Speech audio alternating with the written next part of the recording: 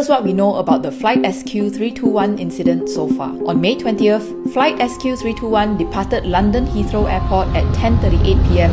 local time. There were 211 passengers and 18 crew on board, and the 16-year-old Boeing 777 was scheduled to land in Singapore after a 13-hour flight. For the first 10 hours, everything was fine. Then, the plane started tilting upwards and shaking. I started bracing for what was happening, a 28-year-old Malaysian passenger told Reuters. He had his seatbelt on, but many others did not. Just a few seconds later, SQ321 suddenly dropped in the sky. According to passengers on board, the drop was dramatic.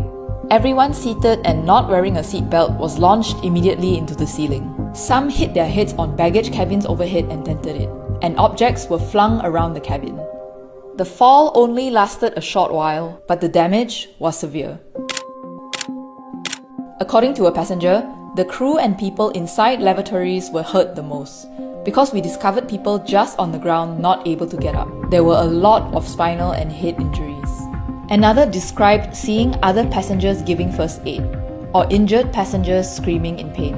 One of the crew members said it was by far the worst turbulence she had experienced in her 30 years of flying. Parts of the plane interior were also damaged. The plane was forced to make an emergency landing. It was diverted to Bangkok and it landed at 3:45 p.m. local time.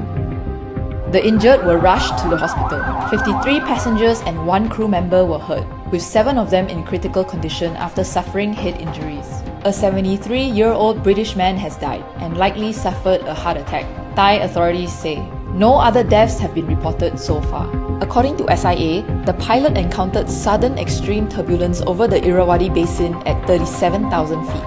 There were 41 Singaporean passengers on board. Around 20 people from Singapore Airlines' crisis management team headed to Bangkok on a specially chartered flight. CNA reported, PM Wong offered his condolences and said that Singapore is working closely with Thai authorities and doing everything they can do to support passengers and crew.